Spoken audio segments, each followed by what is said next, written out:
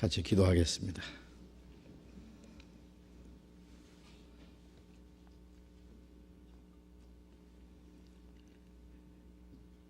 자비로우신 우리 아버지 하나님,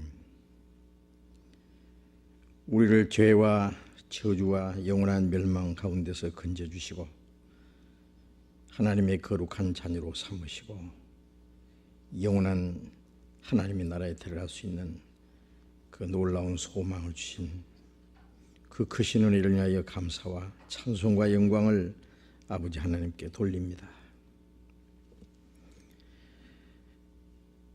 이 세상은 죄와 저주와 온갖 거짓과 비참한 일만이 가득합니다. 그 어디에도 진정한 자유도 평화도 행복도 없습니다.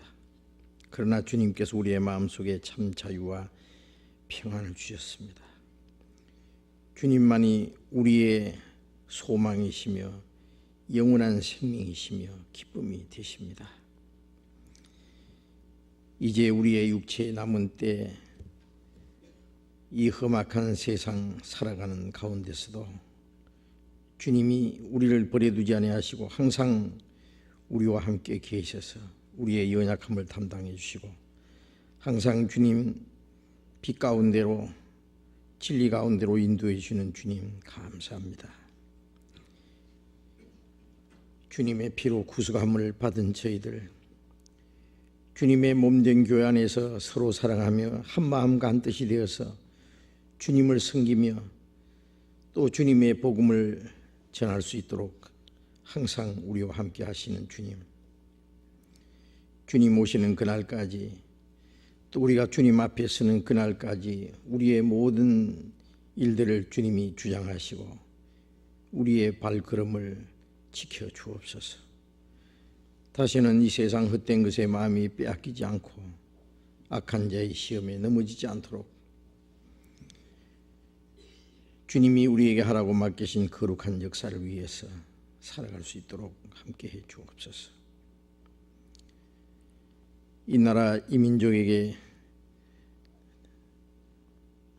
평화를 주시고 또 주님의 복음이 전해지도록 함께 하신 주님, 우리에게 허락하신 시간 속에서 주님이 맡기신 일을 더욱 잘 감당할 수 있도록 이 나라에 더욱 평화와 안정을 허락해 주시고 우리가 자유롭게 주를 섬기며 주님의 복음을 전할 수 있는 기회를 더욱 허락해 주시옵소서. 이 시간 이곳에 함께 참여하지 못한 형제 자매들도 주님이 일일이 보살펴 주옵소서. 병 중에 있는 사람 속히 건강을 회복시켜 주시고 마음의 고통을 받는 사람, 여러 가지 어려움 중에 있는 사람들 일일이 보살펴 주옵소서. 이 시간 또 우리에게 주시고자 원하시는 주님의 말씀, 주님의 선하신 뜻, 또 우리가 마땅히 어떻게 행해야 할 일들을 더욱 가르쳐 주옵소서. 주 예수님 이름으로 기도드렸습니다. 아멘.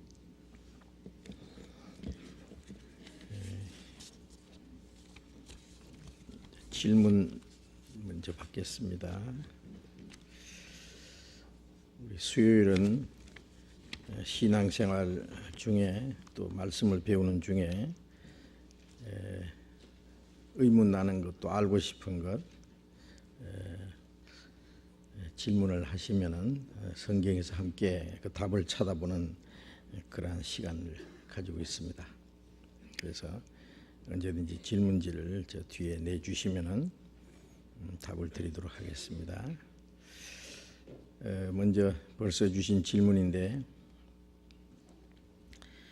혹시 질문을 냈는데 오랫동안 답이 없고 꼭 답을 듣고 싶은 분은 그 질문의 답이 빨리 하지 않는 이유가 시간이 없어서 그런 것도 있고 또 어떤 것은 전체적으로 말씀을 드리는 것보다도 개인적으로 드려야 될 그런 말씀들이 있기 때문에 답이 없다 싶으면은 개인적으로 찾아오셔서 질문해 주셔도 좋겠습니다.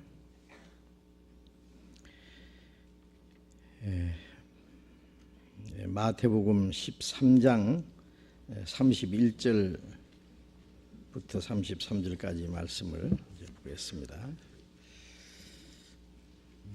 마태복음 13장 31절부터 봅니다. 또 비유를 베풀어 가라사대 천국은 마치 사람이 자기 밭에 갖다 심은 겨자씨 하나를 같으니 이는 모든 씨보다 작은 것이로되 자란 후에는 나물보다 커서 나무가 되매 공중의 새들이 와서 그 가지에 깃들이느니라. 또 비유로 말씀하시되 천국은 마치 여자가 가루 서말 속에 갖다 넣어 전부 부풀게 한 누룩과 같으니라.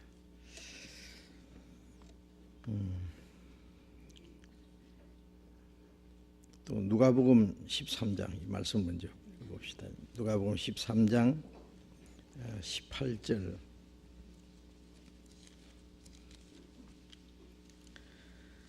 13장 18절 같은 내용인데요. 그러므로 누가복음 13장 18절 그러므로 가라사대 하나님의 나라가 무엇과 같은고 무엇과 같을꼬 내가 무엇으로 비유할꼬 마치 사람이 자기 체진에 갖다 심은 겨자씨 하나를 같으니 자라 나무가 되어 공중의 새들이 그 가지에 깃들이느니라. 또 가라사대 내가 하나님의 나라를 무엇으로 비유할꼬 마치 여자가 가루 서말 속에 갖다 넣어 전부 부풀게 한 누룩과 같으니라 하셨더라. 같은 내용인데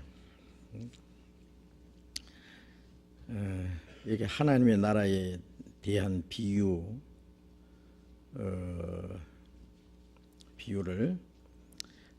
교회에서는 천국을 누룩에 비유한 것에 대해서 누룩을 죄로 해석하여 거짓된 교회의 역사를 의미하는 것으로 가르치고 있는데 잘 이해가 되지 않습니다.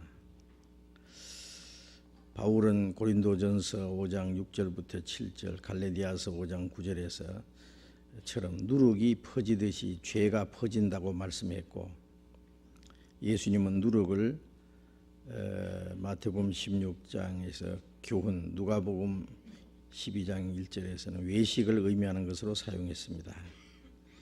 그리고 천국에 대한 비유에서 예수님은 하나님의 나라가 확장되는 것을 겨자씨와 누룩을 비유로 말씀하신 것이 아닌지요? 이런 질문입니다. 이 비유 많은 사람들이 좀 헷갈리는, 좀 혼돈하는 그런 경우가 있습니다. 예수님이 중요한 진리를 말씀하실 때 비유를 들어서 말씀하시기를 좋아하셨습니다. 그래서 여기에 마태복음 13장에서는 예수님이 그 갈릴리 호수 가에서 많은 사람들에게 하늘나라의 비밀을 말씀하시면서 여러 가지 비유를 가지고 말씀하셨습니다. 그 비유 중에 이제 읽은 말씀 천국은 마치 사람이 자기 밭에 갖다 심은 겨자씨 하나를 같으니 그랬어요. 제가 지난 10월에 이스라엘에 갔을 때도 그 겨자씨를 좀 채집을 했어요. 겨자씨를요. 아주 작아요. 겨자씨가 두 종류가 있더라고요. 우리 지금 좁쌀, 작은 좁쌀 정도 되는 그런 것이 있고 또 한 종류는 아주 작아요. 아주 작아서 이거 금방 불면 날아갈 수 있고 그래서 아주 씨 같지도 않은 파리똥만한 거, 큰 파리똥 말고 그런 아주 작은 겨자씨. 근데 아마 예수님이 말씀하신 겨자씨는 그 중에 작은 겨자씨를 가르친 것 같습니다. 겨자씨는 모든 씨 중에 가장 작은 것이로되 이는 모든 씨보다 작은 것이로되 그렇게 말씀했거든요. 겨자씨보다 더 작은 씨도 있다고 그럽니다만 아마 이스라엘에서는 이 겨자씨가 아마 가장 작은 씨였던 것 같습니다. 누가복음 17장에도 너희에게 겨자씨 하나만한 믿음이 있었다면 그런 말씀을 하셨거든요. 쟤들이 아주 믿음을 더 달라고 큰 믿음을 달라고 할 때에 믿음을 더 달라는 말은 있긴 있는데 조금밖에 없으니까 더 달라고 더 플러스 더 보태달라는 얘기거든요. 그때 예수님 말씀에 너희에게 겨자씨 하나만한 믿음이 있었다면 이 뽕나무 뿌리가 빠져 바다에 심겨라 하실 것이요 그것이 순종하였으리라. 참 얼른 이해하기 어려운 그 비유인데 그 믿음이 겨자씨 하나만한 믿음이 있으면 깜짝 놀랄 기적이 나타날 터인데 너희에게는 아직 겨자씨 하나만한 믿음도 없다. 그 말씀은 겨자씨 하나만한 믿음 없으면 쟤들에게는 겨자씨 반쪽만한 믿음이 있다는 말이겠어요. 믿음이 하나도 없다는 말입니다. 믿음을 아주 가장 작은 씨로 비유했거든요. 사람들이 믿음을 아주 큰 믿음을 이렇게 생각하는데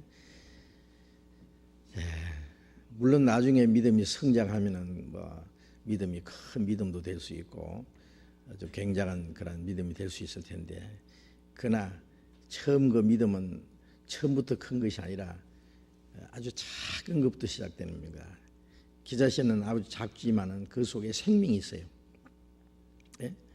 생명이 있기 때문에 이제 말씀대로 작은 것이지만은 심은 후에 나물보다 커서 대개 9월은 작은 씨 종류는 1년 초로서요 나물 종류 그런 겁니다. 그런데 이 겨자씨는 나물보다 커서 나무가 되어서요. 네? 새들이 깃들일 정도로 된다. 제가 이번에도 겨자 나무를 봤는데요. 아주 큰 나무는 아니라도요. 우리 그 대추나무 비슷한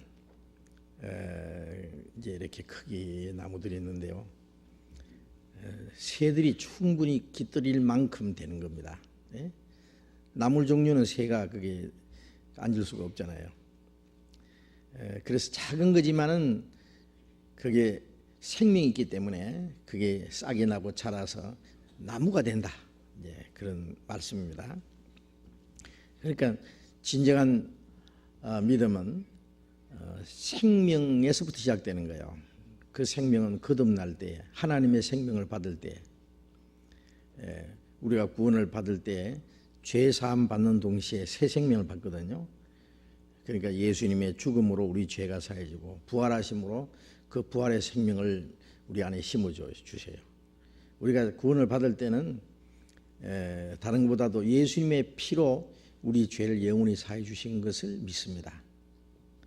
그 사실을 믿을 때 그것을 믿게 해 주시는 분이 성령인데 그 성령이 무엇이냐 하면은 부활하신 예수님의 영이에요. 부활의 영이에요.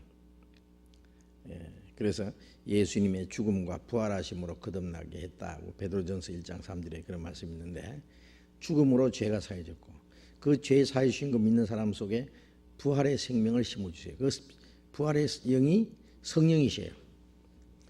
그걸 믿게 해주시는 분이 성령입니다. 그러니까 죽음과 부활, 속죄와 새 생명 그 생명이 들어올 때 이제 겨자씨 하나일 만한 그 씨가 하나님의 생명이 시작되는 겁니다. 그래서 여기 하나님의 나라는 생명에서부터 시작된다는 것을 말씀하는 겁니다. 그런데 이제 그것은 이제 이해하기 쉬운데 문제가 이제 두 번째 비유, 누룩에 대한 비유입니다. 이게 질문은 누룩에 비유한 건데 우리 교회에서는 이 누룩을 죄로 가르쳐서 이 잘못된 거, 거짓된 거, 부패한 거, 이런 것을 이제 비유해서 성경의 말씀 누룩을 가르친다고 말씀하는데 그보다도 누룩은 막 번져 나가는 힘을 가르치는 게 아니냐라는 그러한 질문입니다. 이 말씀에 대해서 성경을 해석하는 사람들이 그래 두 종류가 있어요. 하나는 누룩은 거짓된 거다. 예? 거짓된 거다. 그래서 성경에 누룩을 좋게 설명하는 데가 하나도 없어요. 누룩은 그 부패시키는 거잖아요. 부패시키는 거. 또 이렇게 부풀게 하는 거예요. 그래서 출애굽기 12장에 보면은 이스라엘 백성들이 애굽에서 나오던 날, 나오기 전날 밤에 유월절 밤에 양을 잡아서 피를 문설주에 바르고 그리고 피가 발린 집 안에는 양고기를 불에 구워 먹되 누룩 없는 떡과 함께 먹는다 그랬어요. 누룩 없는 떡. 그 이스라엘 백성들이 그 유월절을 이제 그걸 기해서 유월절을 지키는데 7일간 지키는데 첫날은 그 유월절입니다. 그 다음에 그 첫날 저녁부터 무교절이 시작돼요. 유월절 첫날이 무교절의 시작이에요. 무교절이라는 것은 누룩 없는 떡을 먹는 거예요. 그래서 등불을 켜서 구석구석에 집에 있는 누룩을 다 찾아서 집 밖에 내버려요. 집안에 누룩이 있지 않게, 보이지 않게. 그리고 누룩 없는 떡을 먹어요. 제가 이번에도 이스라엘에 가서 그 이스라엘 유대인들이 유월절 무교절에 먹는 그 떡 있잖아요. 그 떡보다도 과자 비슷하게 만든 건데요. 아주 맛이 하나도 없어요. 왜냐하면 누룩이 들어가지 않고 또 단 것도 들어가지 않고 그렇게 만든 거예요. 그래서 그 무교절에 먹는 그 떡은 누룩을 넣으면 안 됩니다. 누룩도 넣지 말고 그 다음에 꿀도 섞지 말고 단 것도 넣지 말고 그렇게 먹으라고 했어요. 물론 그게 이제 중요한 뜻이 있어요. 그 7일간 무교절을 지키는 것은 구원받은 사람이 7일이 이제 반복되는 것이 평생이거든요. 그러니까 구원받은 그날부터 하나님 앞에 가는 날까지 이제 그 누룩이라는 건 죄를 가르치는 거예요. 묵은 누룩. 그래서 옛날부터 내려오는 그 유전적인 죄, 그 죄를 다 버리는 걸 말해요. 예? 등불을 켜서 집 구석구석에서 있는 누룩을 다 찾아서 버리고 집에 누룩이 있지도 않고 보이지 않게 한다는 것은 이제 하나님의 말씀에 등불을 켜서 우리의 마음과 생활 속에 구석구석에 숨어있는 죄를 다 찾아서 내버려야 돼요. 우리의 마음과 생활 속에 죄가 보이지도 않고 죄가 있지도 않게. 왜냐하면 누룩 있는 떡과 그 양고기를 같이 먹을 수는 없어요. 그 양고기를 먹는다는 것은 우리가 주님을 먹는 거예요. 주님과 교제하는 거예요. 나는 그로 더불어 먹고 그는 나로 더불어 먹으리라. 주님은 십자가에 죽어서 우리에게 생명의 떡이 되어서 우리에게 주셨고 또 우리는 누룩 없는 떡덩어리처럼 주님께 드려야 됩니다. 그러니까 주님과 교제하는 데 있어서 우리의 마음과 생활 속에 누룩과 같은 죄가 있으면 주님과 교제가 되지 않아요. 진정한 교제는 그 깨끗한 것이런 교제가 돼요. 깨끗한 거하고 더러운 거하고는 교제가 안 돼요. 빛과 어둠이 교제가 안 돼요. 진실과 거짓은 교제가 안 돼요. 주님이 거룩하신데 내가 더러우면 어떻게 주님과 교제가 되겠어요? 주님은 진실하신데 내가 거짓되면 어떻게 주님과 진정한 교제가 되겠습니까? 그러니까 구원받은 그날부터 우리가 주님과 교제하는 그 생활을 하기 위해서는 우리의 마음과 생활 속에 죄를 다 버려야 되는 거예요. 성결한 생활. 그래서 요한일서 3장에 있는 말씀대로 주의 깨끗하심 같이 자기를 깨끗하게 하느니라. 멀지 않아 우리가 주님을 만나는 것도 주님을 만나기 위해서는 이제 주님과 같이 거룩하게 되기 위해서는 지금 우리의 마음과 생활이 점점 거룩하게 주님과 우리의 몸이 주님과 같이 되기 전에 우리의 마음과 생활을 점점 주님과 같이 깨끗하게 해야 됩니다. 그래서 죄를 버려야 돼요. 누룩 없는 성결한 생활을 가르치는 겁니다. 그리고 고린도전서 5장에 보면은 그 누룩에 대해서 또 그런 말씀하셨어요. 한번 봅시다. 고린도전서 5장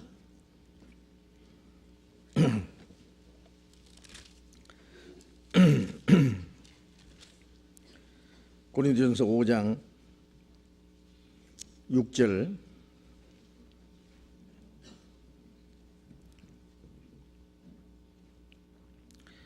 고린도전서 5장 6절 7절 같이 읽어볼까요? 너희의 자랑하는 것이 옳지 아니하도다. 적은 누룩이 온 덩어리에 퍼지는 것을 알지 못하느냐. 너희는 누룩 없는 자인데 새 덩어리가 되기 위하여 묵은 누룩을 내어버리라. 우리의 유월절 양 곧 그리스도께서 희생이 되셨느니라. 우리의 유월절 양 그리스도께서 희생이 되셨다. 예수님은 그래서 유월절에 정확하게 십자가에서 죽으셨어요. 예수님 유월절 양이시니까. 그러면 우리가 구원을 받았을 때 예수님은 우리의 유월절 양이 되고 그 다음에 그 양의 피로 구원을 받았어요. 우리가 그 출애굽기 12장 13절에 내가 애굽 땅을 칠 때 그 피가 너희 거하는 입에서 있어서 표적이 될지라. 내가 피를 볼 때 너희를 넘어가리니 재앙이 너에게 내리 멸하지 아니하리라. 그 피를 바른 집은 하나님의 심판이 넘어가서 그 장자를 죽이는 재앙이 임하지 않았잖아요. 그것은 예수님이 유월절 양으로 죽으시고 우리가 예수님의 피를 우리의 마음에 믿을 때 하나님은 우리가 믿는 예수님의 그 피를 보시고 하나님의 심판이 넘어가는 거예요. 사실상 예수님이 십자가 죽으실 때에 우리에게 내릴 심판을 예수님이 받음으로 이제 심판이 넘어갔는데 우리가 그 사실을 믿는 거예요. 피를 볼 때에 넘어가리라. 그래서 유월절이라는 말은 pass over라고 해서 넘어서 지나간다는 뜻입니다. 그리스도께서 유월절 양으로 희생이 되셨기 때문에 그 피로 말미암아 구원받은 사람은 마땅히 이제 누룩 없는 생활을 해야 되는데 적은 누룩이 온 덩어리에 퍼지니라. 아주 떡이 말이야, 이 떡반죽이 말이 막 하는 이제 있어도 적은 누룩만 집어넣으면은 그걸 전부 다 온 떡에 퍼져 가지고요, 온 덩어리에 퍼져서 이제 그걸 부패케 하고 부풀게 하고 그러잖아요. 그래서 이제 지금은 누룩 그러면 이제 이스트라는 게 있잖아요. 이제 그걸 누룩을 넣어가지고 오래 놔두면 조금만 놔두면 다 썩어버려요. 이제 부풀게도 하고요. 응? 그래서 이제 예수님은 유월절 양이고 우리는 누룩 없는 떡이 돼야 돼요. 누룩 없는 우리 자신이. 그래서 너희는 누룩 없는 자인데 그 말씀은 이제 주님이 우리 죄를 대속하시고 우리 죄를 없이 하셨잖아요. 그런데 새 덩어리가 되기 위하여 묵은 누룩을 내어버리라.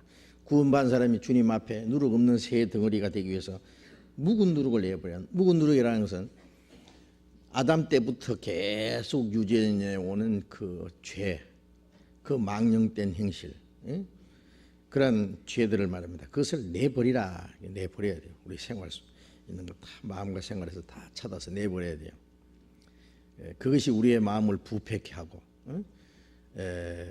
우리 신앙생활을 망쳐놓는 거예요. 이 고린도 교회에는요 이런 누룩 같은 죄가 있었어요. 이 누룩이라는 것이 딱 들어오면은 이제 어떤 사람 그래 이제 한 사람이 어떤 죄를 지으면은요 그 죄를 누룩인 줄 알고 얼른 그 교회에서 그 문제를 해결해야 돼요. 교회적으로도 개인적으로는 뭐 말할 것도 없고 교회적으로도 어떤 사람이 죄를 짓고 회개하지 않으면은 그걸 이제 개인적으로 얘기하고 교회에 얘기하고 그래서 회개하도록 그래서 말을 안 들으면 이제 교회에서 쫓아내야 돼요. 그런데 이 고린도 교회는 그리스도인이 지어서는 안 되는 간음죄를 지은 사람이 있었어요. 그리고 회개하지 않는 사람이 있었어요.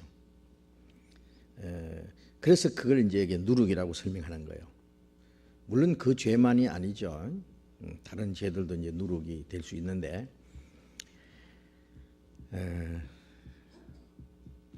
그래서 그 누룩이 들어오면은요, 그 사람만 이제 죄를 짓고 마는 것이 아니라 옆에 사람도요 또 같이 물들어요. 예? 그래서 마귀는 우리를 넘어뜨리기 위해서요, 한 사람 육신에 세상적으로 빠지게 하면은 그 옆에 있는 사람 또 넘어지게 합니다. 그것도 친한 사람들. 응? 하와를 통해서 아담을 넘어뜨리듯이 어떤 집에는 아내를 통해서 남편을 넘어뜨리고 남편을 통해서 아내를 넘어뜨리게 하고, 응? 또 자신을 통해서 부모를 넘어뜨리게 하는 수도 있고요. 응? 또 가까운 형제가 형제를, 자매가 자매를 가까운 사람들끼리 붙잡고 넘어져요. 그래서 죄를 심상히 이기면 죄가 빠르게 이제 번져요, 누룩처럼. 그래서 뭐 구원받은 사람이 조금 뭐 실수해도 괜찮은 것처럼, 죄를 지어도 괜찮은 것처럼 누룩이 쫙 퍼지면 나중에 다 썩어버려요. 예? 그러면 이제 성령이 떠나셔요. 예. 하나님과 아무 상관없는 일이 되는 거예요. 그래서 누룩 없는 떡덩어리가 세 덩어리가 되는데 누룩이 번진 완전히 부패한 그런 떡덩어리가 되면 그거는 안 되는 거죠. 하나님 보실 때. 그래서 8절에 보면은 같이 읽어봅시다. 이러므로 우리가 명제를 지키되 묵은 누룩도 말고 괴악하고 악독한 누룩도 말고 오직 순전함과 진실함에 누룩 없는 떡으로 하자. 우리가 명제를 지켜야 돼요. 구원받은 사람이 무슨 유월절을 지켜요, 무교절 지켜요. 골로새서 2장에 보면 그것은 장래일의 그림자라 그래서, 절기나 월삭이나 안식이 이런 거는 장래일의 그림자. 무슨 그림자냐? 유월절은 예수님의 십자가에 죽으심으로 예수님 유월절 양이 되고, 우리가 구원받을 때 우리는 개인적으로 유월절이 되고, 또 유월절 그 저녁부터 무교절 7일을 지키는 것처럼 구원받은 그날부터 우리가 이제 무교절을 지키는 거예요. 그거는 아까 말씀드린 대로 1년에 한 번씩 지키는 절기가 아니고 우리는 구원받은 그날부터 계속해서 이 무교절을 지키는 거예요. 주님 앞에 가는 날까지 누룩 없는 떡, 즉 이제 죄 없는 생활, 성결한 생활, 이런 생활을 해야 될 걸 말해요. 그것이 이제 명제를 지킨다는 말입니다. 이건 진짜 명제를 지키는 거예요. 그래서 그 신령한 명제를 지키는데 묵은 누룩도 말고 그랬어요. 묵은 누룩이라는 것은 이제 유전대 노로 내려오는 그 죄들, 우리가 생활 속에 그동안 짓던 죄들 다 그 묵은 누룩입니다. 또 괴악하고 악독한 누룩도 말고, 괴악하고 악독한 누룩은 묵은 누룩과 비교해서 이제 새 누룩이요. 이거는 구원을 받은 후에 새로 생기는 죄인데 이것은 신앙적인 죄라고 할 수 있어요. 왜냐하면 잘못된 교리, 거짓된 교리, 거짓된 교훈, 뭐 이상한 신비주의, 뭐 율법주의, 세속주의, 이런 그 잘못된 그 신앙들이 다 그게 이제 괴악하고 악독한 누룩들입니다. 또 어떤 사람은 유전과 전통을 지켜야 된다. 뭐 그러면서 이제 잘못된 그 신앙적인 교훈 이런 거 다 괴악하고 악독한 누룩들입니다. 그래서 그런 것들도 다 내버리고 이제 순전함과 진실함에 누룩 없는 떡으로 하자. 이제 구원받은 사람들은 누룩 없는 떡덩어리가 돼야 된다. 그런 뜻입니다. 그래서 이 누룩이라는 것은 아주 죄로, 아주 나쁜 것으로 항상 말씀하고 있습니다. 또 누가복음 12장을 봅시다.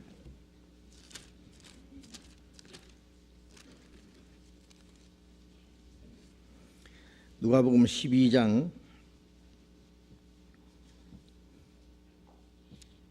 누가복음 12장 1절. 그 동안에 무리 수만 명이 모여 서로 밟힐 만큼 되었더니 예수께서 먼저 제자들에게 말씀하여 가라사대 바리새인들의 누룩 곧 외식을 주의하라. 바리새인들의 누룩, 외식을 주의하라. 이것은 그 바리새인들의 그 외식적인 교훈을 주의하라, 그런 뜻이에요. 그래서 그 떡의 누룩이 아니고 바리새인과 사두개인들의 그 교훈, 외식적인 그러한 교훈을 주의하라, 그런 뜻입니다. 그래서 어떤 사람은 이 천국은 마치 여자가 가로 서말 속에 갖다서 전부 부풀게 한 누룩과 같다. 그러니까 이것은 누룩이 막 뭐 나쁜 뜻으로도 이제 사용됐지만은 막 누룩이 막 번지는 것처럼 이 복음이 막 번져나가는 그걸 누룩으로 비유한 거 아니냐 그랬지만은 글쎄요, 그것도 뭐 일리가 있다고 생각하는데, 그러나 이 성경에는 그 어디에도 누룩을 좋은 뜻으로 설명한 것은 없어요. 항상 그 성경에 보면 천국에 대한 비유를 하실 때 항상 빛과 어둠의 역사, 또 씨를 뿌리는, 천국은 마치 씨를 뿌리는 것 같은데, 씨를 뿌리는데 마귀가 거기에 와서 가라지를 더 뿌릴 것 같다. 그래서 보니까 곡식과 가라지가 같이 자라고 있더라. 그래서 종들이 주인에게 와서 주인이여, 여기에 좋은 씨를 뿌렸는데 가라지가 자랍니다. 그래서 원수가 그렇게 하였구나. 그럼 뽑으니까 뽑지 말고 둬라. 가라지를 뽑다가 곡식까지 뽑을까 하노라. 둘 다 추수 때까지 두었다가 추수 때에 먼저 가라지를 거두어서 불에 태워버려요. 이제 추수 때 되면은 곡식과 가라지가 딱 구별돼요. 우리가 이제 가을에 추수 때 되면은요, 이제 덜에 보면은 누런 이삭은요, 그 곡식은 이제 고개를 들고 있어요, 숙이고 있어요. 익은 곡식은 고개를 탁 숙이고 감사합니다 숙이고 있어요. 그런데 가라지는 어떻게 하는지 알아요? 대가리를 딱 들고 있어요. 가라지는 절대 머리 안 숙여요. 보면 딱 나타나요. 이제 그게 자랄 때는 비슷해요. 그래서 곡식 뽑다가 잘못하면은 가라지를 뽑는 수가 있다 그 말이에요. 비슷하니까. 그런데 나중에 되면은 알아요. 이제 그래 이제 구원받은 사람은 항상 그 익을수록, 곡식은 익을수록 머리를 탁 숙여요. 그리스도인은 신앙이 성장할수록 하나님 앞에 겸손한 마음, 순종하는 마음, 이런 마음으로 신앙생활하는데, 가라지들은요, 그 속에 생명이 없거든요. 이 가짜 기독교 신자들은요, 마음속에 교만과 거짓이 잔뜩 있어가지고요, 잘난 체하고 머리를 대가리를, 머리도 아니요, 대가리지 그냥 탁 들고요. 곡식과 가라지, 알곡과 쭉정이 항상 있거든요. 그래서 여기 마태복음 13장의 이 비유에도요, 이 하나님의 나라가 확장되는 그 과정에서 생명에서부터 시작되는, 정말 한 사람 한 사람 속에 하나님의 생명을 심어주고 거듭나는 그런 생명으로 말미암아 이루어지는 그 역사가 있는가 하면은, 생명은 그 속에 생명이 심어지고 자라는 과정이 있잖아요. 탄생과 성장과 자라는 과정이 있는데, 이게 뭐예요? 이 누룩이라는 거는요, 막 하루 저녁에 막 부풀어 버리는 거라. 갑자기. 이것이 뭐냐면은 그 속에 생명도 없고, 하나님의 복음의 역사도 없이요, 인위적으로, 세속적인 거, 그 거짓된 교리와, 그 다음에 율법주의, 신비주의, 이런 그 육신적인 거, 이런 걸 거짓된 교리를요, 외식적인 교리를 갖다 놓으면요, 구원도 받지 않은 사람들이 막 대단한 것처럼, 그리고 이 기독교가 막 갑자기 막 왕성합니다. 그래서 외형적으로 보기는 굉장한 것 같지만은요, 그게 생명에서 시작된 거냐, 누룩으로 시작된 거냐, 그걸 생각해야 돼요. 생명에서 서서히 생명의 역사가 나타나는 게 있느냐 하면은 누룩이 들어가 가지고 막 부풀게 하는 것처럼요, 거짓된 교훈, 외식적인 종교적인 교훈으로 말미암아 겉으로 아주 굉장히 번창하는 것처럼 보이는 것이 있어요. 그것이 누룩을 집어넣어 가지고요, 부풀게 하는 그런 그 말씀의 뜻이라고 생각합니다. 그래서 제가 이 말씀에 대해서 다른 사람이 쓰는 그것도 읽어봤는데요, 아까 말한 대로 누룩을 이제 막 복음이 번지는 그런 뜻으로도 설명한 사람이 있지만은 이제 말씀드린 대로 이 거짓된 교회 역사, 거짓된 교훈, 인위적인 거, 모조품 교회, 교회가 두 종류 있잖아요. 예? 복음이 지는 것도 하나님의 생명이 심어지고 구원이 심어져서 그 구원받은 사람들 말미암아 복음이 전해지는 것이 있느냐 하면은 거짓된 것으로서 막 전해지는 게 있어요. 그래서 요즘에 신비주의, 또 뭐 성신 받는다든지 병 낫는다든지 육신의 복 받는다든지 그다음에 세속적인 교훈 이런 걸 하면은요 사람들이 굉장히 잘 받아들여요. 그리고 그 속에는 생명이 없는데 겉으로 경건한 척하고요, 예배 의식을 아주 엄숙하게 경건하게 지키는 이런 것들을 사람들이 굉장히 좋아합니다. 그런 기독교뿐 아니라 다른 종교에도 마찬가지예요. 그래서 생명을 시작된 것이 아니라 순전히 어떤 그 종교적인 관습, 세속적인 교훈 그런 것에서 막 생기는 거예요. 그래서 그런 두 종류가 있다는 걸 우리가 알아야 됩니다. 그래서 세계적으로 복음이 전해지는 가운데 그 두 종류가 있어요. 생명으로 시작되는 정말 구원받는 역사로 나타나는 성령의 역사가 있고, 성령의 역사 대신에 거짓된 역사로 외형적으로 커지는. 우리나라의 사람들이 이제 처음 와 보면은요 깜짝 놀란답니다. 야, 참 교회당도 많고 교인도 많고 열심도 있고 엄청나거든요. 그래 옛날에 어떤 화란에서 온 선교사님이 그래요. 한국에 막 기독교 막 부흥의 역사, 막 성령의 역사가 나타난다고 그래서요. 야, 한국에 그런 성령 역사가 나타나는가? 그래가지고는 와서 이제 큰 기대를 가지고 왔는데, 이제 어떤 교회에 참석해가지고 뒤에 앉아서 보니까 맹송해가지고요 설교 시간에 끄떡끄떡 졸고 앉았고 보니까 그 속에 생명이 없는 것이 완전히 보이더라고요. 이게 순전히 형식과 의식이고, 그래서 겉으로 보기에는요, 뭐 굉장한 것 같은데 진짜 소문난 잔치에 뭐 먹을 거 없다고 겉으로는 막 굉장한 것 같은데 속의 내용을 가보니까 아니더라고요. 그래서 이거 큰일 났다 싶어서 이 한국에 복음을 전해야 되겠다고 자기는 아직 기독교가 들어가지 않은 참 미개 지역의 선교사로 가야 할 줄을 알았는데, 이게 한국에 겉으로는 교회당이 많고 교인이 많은데 참 생명 얻은 사람은 적다. 그래서 한국에서 전도하기로 하고 수년간 전도를 했어요. 그분이 아주 거듭난 사람으로서 활발하게 복음의 역사를 일으켰던 분인데요. 제가 그 얘기를 듣고 사실입니다. 지금도 마찬가지예요. 외국 사람들이 와서 보면은 당장 보면 한국에서 막 굉장한 역사가 나타나는 것 같아요. 세계에서 뭐 제일 큰 교회, 두 번째 교회, 몇 번째 교회까지 한국에 있답니다.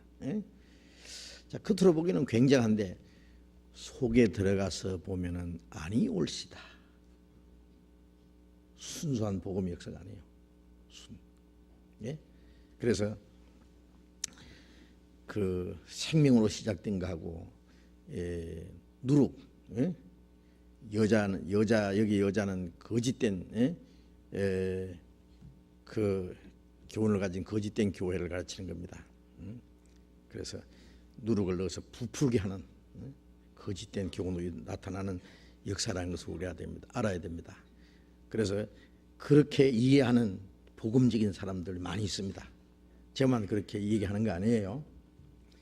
이거 똑같이 하늘 천국에 대한 비유를 가지고 얘기하는데 왜 겨자씨만 그 좋은 것이고 누룩은 왜 나쁜 것이라고 하느냐 하겠지만,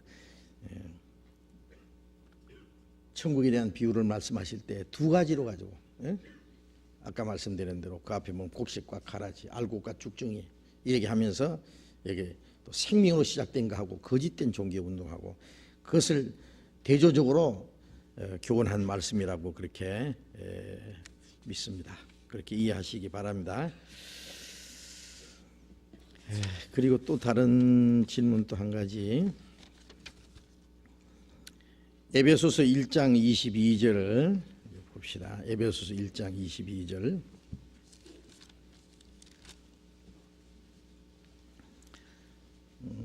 에베소서 1장 22절. 또 만물을 그 발 아래 복종하게 하시고 그를 만물 위에 교회의 머리로 주셨느니라. 교회는 그의 몸이니 만물 안에서 만물을 충만케 하시는 자의 충만이니라. 이 말씀에서 그를 만물 위에 교회의 머리로 주셨느니라는 말씀은 그리스도께서 만물 위에 계시고 교회의 머리가 되신다는 말씀으로 이해가 됩니다. 그런데 교회도 만물 위에 있다고 할 수 있는지요? 여기에 예수님에 대해서 말씀하기를 만물을 그 발 아래 복종하게 하셨다. 모든 만물이 예수님의 발 아래 복종하게 하셨다.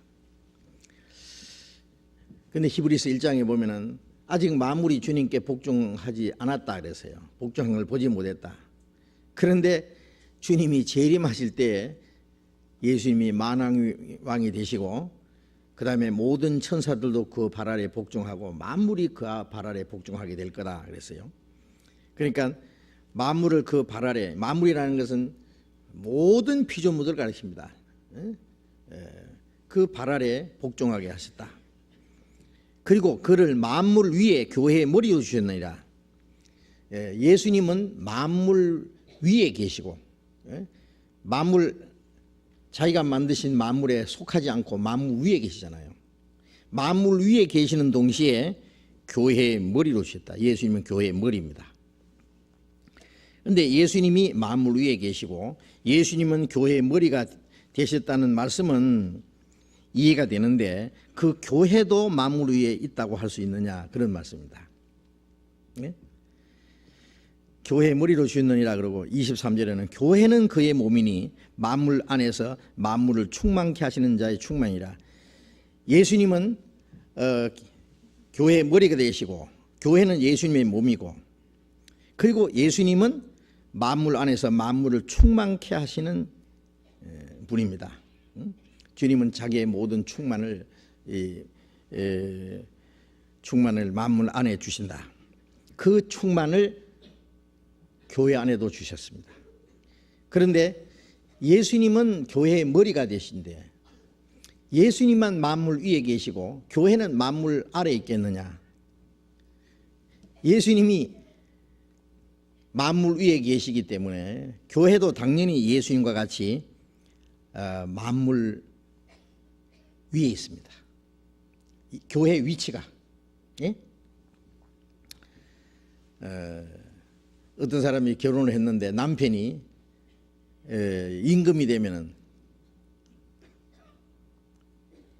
부인은 뭐 돼요? 왕비가 되죠. 예? 남편이 대통령이 되면은 내일 진짜 누가 대통령이 될지 이제 대통령이 되면 그 부인은 뭐 돼요? 영부인이 돼요. 응? 대통령이 높은 자리에 탁 앉아요. 그러면 영부인은 어디 앉아요? 그 옆에. 네. 그 위치가 같아요. 위치가. 네? 우리가 예수님은 머리고 우리는 몸이다. 예수님은 남편이고 구원받은 성도는 그의 아내입니다. 그러면 예수님의 위치가 바로 교회 위치하고 동등해요.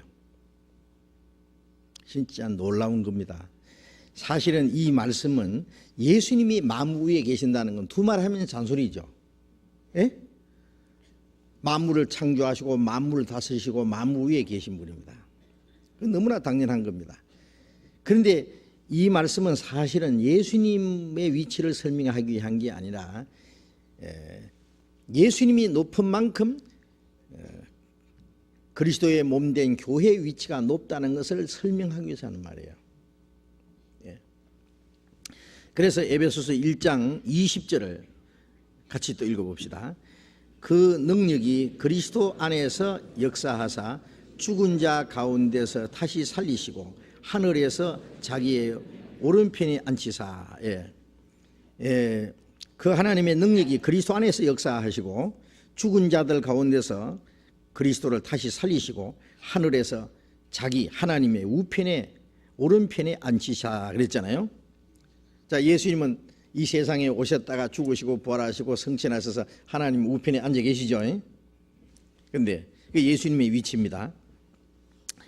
그 다음에 이제 에베소서 2장 5절 6절 같이 읽어봅시다.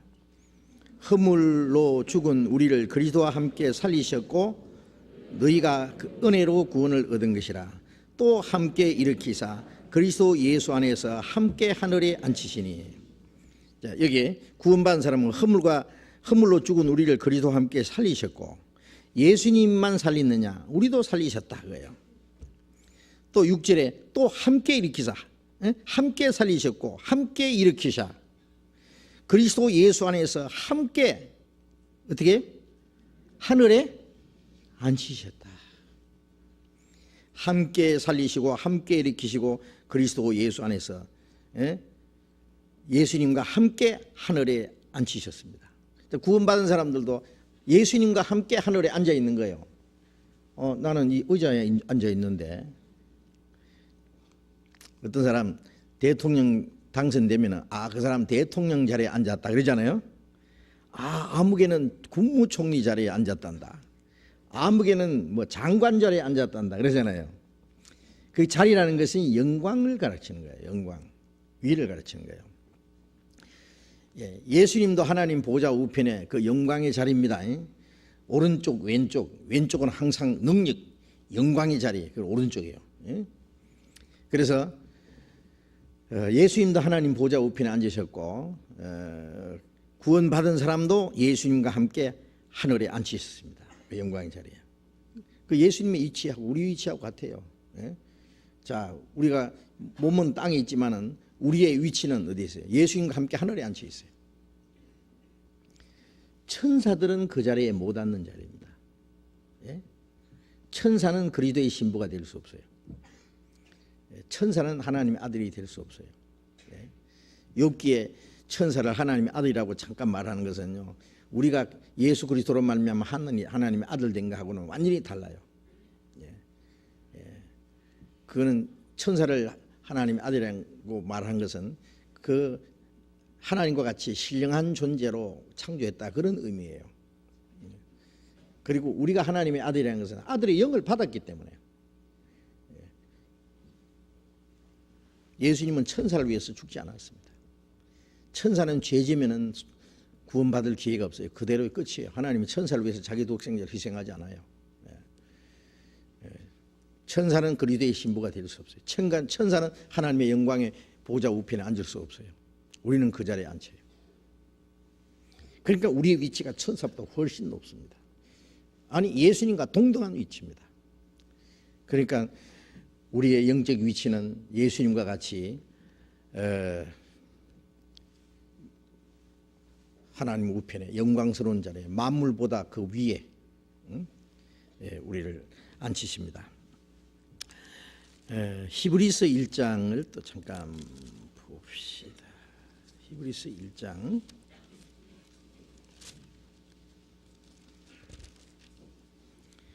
히브리서 1장 6절 봅니다. 또 마다들을 이끌어 세상에 다시 들어오게 하실 때에 하나님의 모든 천사가 저에게 경배할지어다 말씀하시며, 또 천사들에 관하여는 그는 그의 천사들을 바람으로 그의 사역자들을 불꽃으로 삼으시느니라 하였으되, 여기에 마다들을 이끌어 세상에 다시 들어오게 하실 때, 마다들이 뭐예요? 예수님이잖아요. 첫 번 오신 예수님은 독생자로 오셨어요. 예수님이 죽으시고 부활하시고 성천하시고 그리고 다시 오실 때, 마다를 이끌어 세상에 다시 들어오게 하실 때, 재림이잖아요. 다시 들어오게 재림하실 때에는 예수님은 마다들로 오십니다. 왜 마다들로 오세요? 하늘에 미리 죽어서 많은 열매를 맺느니라 말씀처럼 독생자가 죽어서 많은 아들을 탄생시켰으니까, 동생들이 많이 태어났으니까 예수님은 자연히 마다들입니다. 우리는 예수님의 동생들, 작은 아들들입니다. 그럼 마다들이 이끌어 세상에 다시 들어오게 하실 때 하나님의 모든 천사가 그에게 경배할지어다. 모든 천사들은 그 맏아들에게 경배합니다. 한번 물어봅시다. 예. 모든 천사들이 맏아들에게만 경배하겠어요? 작은 아들에게도 경배하겠어요? 예? 하나님의 작은 아들들에게 또 경배를 합니다. 천사들요. 지금은 우리가 천사보다 훨씬 못하지만은 주님이 오시면 우리가 천사보다 훨씬 높은 자리에 올라갑니다. 아세요? 그 위치요. 그것이 히브리서 1장과 2장의 내용이에요. 쭉. 예? 그래서 거듭난 교회는요, 예수님이 머리가 되시고 우리 몸이기 때문에 예수님과 우리가 하나예요. 예수님은 남편이고 우리는 신부요. 하나예요. 위치가 하나예요. 영광이 같아요. 그래서 예수님이 만물 위에 계신 것처럼 주님의 교회도 그 위가 바로 만물 위에 있다고 할 수 있습니다. 자, 그렇게 이해를 하시면 되겠고, 또 다른 질문이요.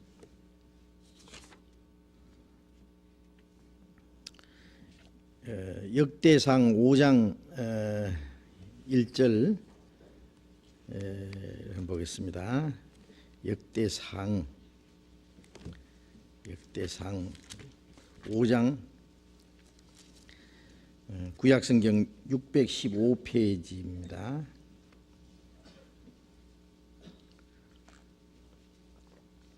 5장 1절 2절 제가 읽겠습니다. 이스라엘의 장자 르우벤의 아들들은 이러하니라. 르우벤은 장자라도 그 아비의 침상을 더럽게 하였으므로 장자의 명분이 이스라엘의 아들 요셉의 자손에게로 돌아갔으나 족보에는 장자의 명분대로 기록할 것이 아니니라. 유다는 형제보다 뛰어나고 주권자가 유다로 말미암아 났을지라도 장자의 명분은 요셉에게 있느니라. 자, 이 질문에서요, 원래 족보상 장자는 르우벤, 야곱의 12아들 중에 그 르우벤이 장자잖아요.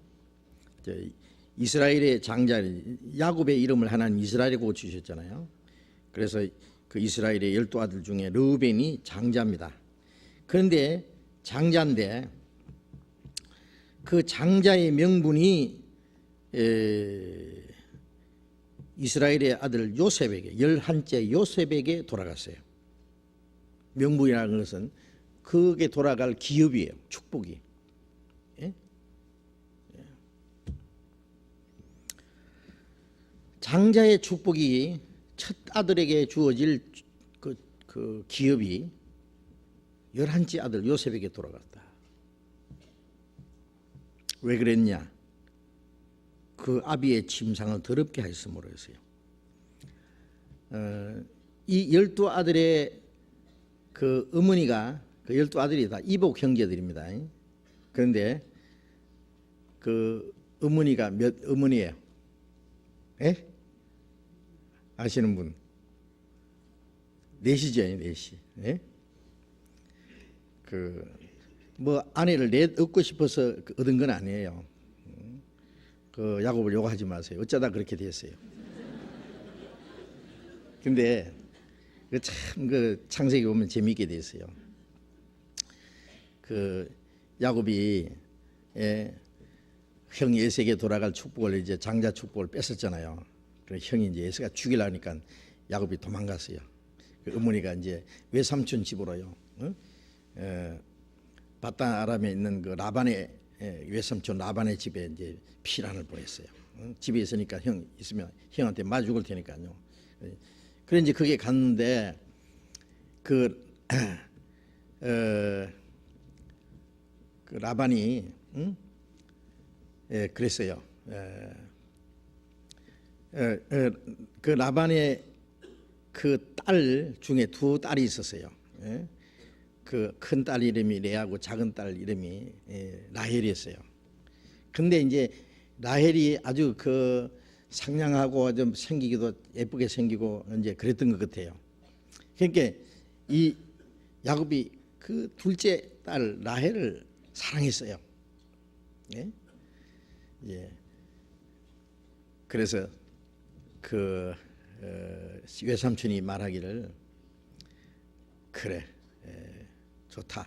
내가 다른 사람에게 주는 것보다는 조카한테 주는 게 낫겠다. 그 당시는요, 이 근친 결혼들을 했어요. 예? 그리고 될 수 있으면은 그 멀리 다른 사람들에게 하지 않고 가족들끼리요. 옛날에 그 왕가 있잖아요. 왕통은 다른 사람들과 섞이지 않고 해서 그 왕가들끼리 형제들끼리요 막 결혼시키고 했잖아요. 옛날 이스라엘 사람들도 그 하나님을 모르는 이방인들과 결혼시키지 않고 더구나 이제 자기 친족들끼리요 결혼하는 그런 일들이 있었어요. 그래서 외삼촌의 그 딸을 라헬을 사랑하니까 좋다 그러면 7년을 나한테 봉사하면은 이제 그 딸을 주겠다 그랬어요.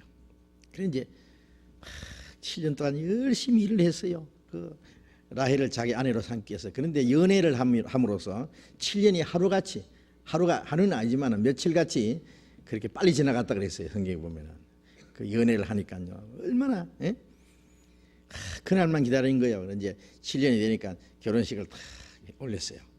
그래서 동네 사람은 모아놓고 잔치를 했는데 그래 밤에 이제 신부가 방에 들어왔어요. 그래서 첫 밤을 지났는데 다음날 아침에 가만히 뜯어보니까 라헬이 아니고 레아예요. 레아. 하룻밤 잤는데 이게 큰일 났잖아요. 그래서 외삼촌한테 세상에 이럴 수가 있어.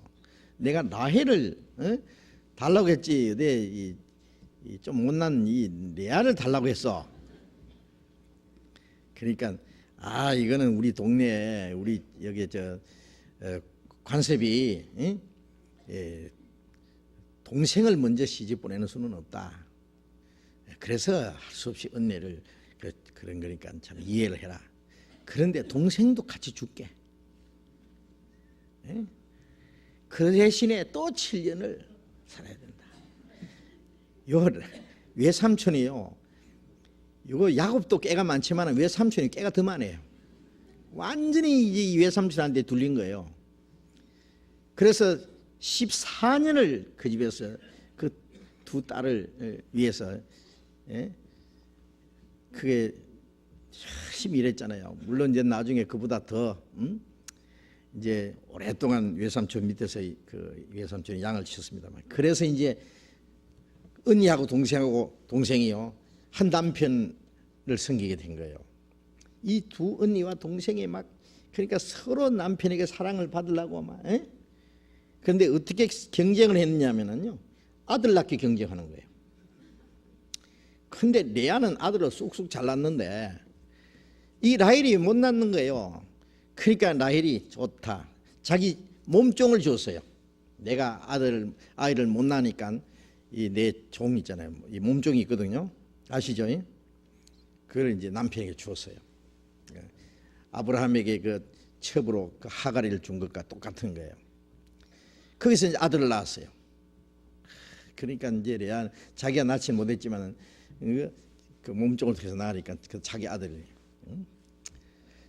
그러니까 언니도 질소냐 나도 자기 이제 또 몸종을 줬어요.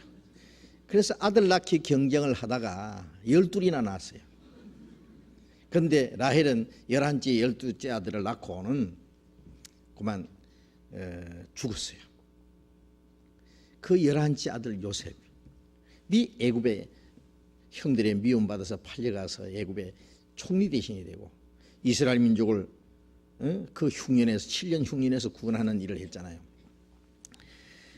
그래서 이 야곱이 12아들을 축복할 때요 그 요셉에게 특별히 요셉의 두 아들에게 특별히 축복했어요. 므낫세하고 에브라임 이 두 아들을 특별히 축복을 해줬는데 그런데 이 르벤이 말이요 맏아들이 그러니까 자기 아버지의 아내 그러니까 서모입니다. 서모. 다른 어머니가 넷이니까 하고 정을 통해 버렸어요. 누가 꼬셨는지 모르지만 하여튼 그래 돼 버렸어요. 아니 세상에 이럴 수가 있어요. 그래서 그것을 야곱이 알고는 그 장자의 명분을 뺏어버린 거예요. 예. 그래서 그 축복을 요셉에게 넘겨줬어요. 예. 그래서 여기 그 아비의 침상을 더럽게 했다는 말이 그 말입니다. 그 르벤이 나쁜 짓을 했죠. 그래서 요셉에게 넘어갔는데 이 장자의 축복이 넘어갔다는 뜻이 뭐냐? 그걸 지금 질문했는데요. 이것은 장자에게 주는 그 축복이라는 것은 두 몫이에요. 장자에게는 다른 형제들에게 줄 것을 두 몫을 줘요. 신명기 보겠습니다. 신명기 21장 17절.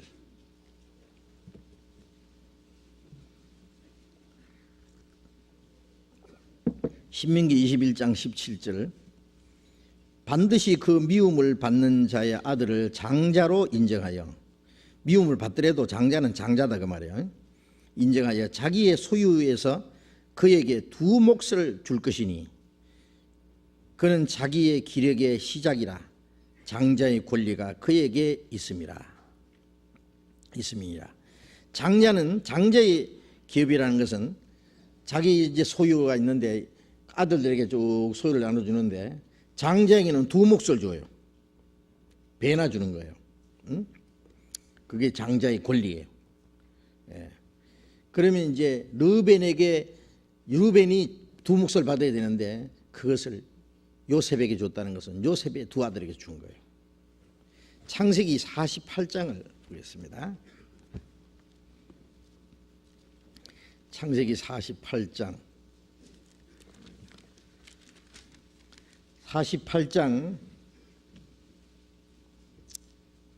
21절 봅니다.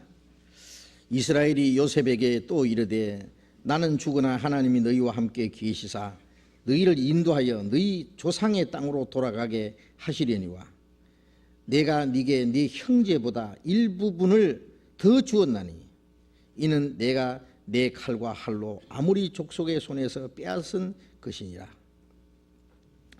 그 앞에 내용을 보면은 이제 요셉의 두 아들 므낫세와 에브라임을요 데려가니까 야곱이 축복을 해줬어요. 에브라임과 요셉에게. 그러면서 말하기를 내가 네게 내 형제보다도 일부분을 한 몫을 더 줬다. 예?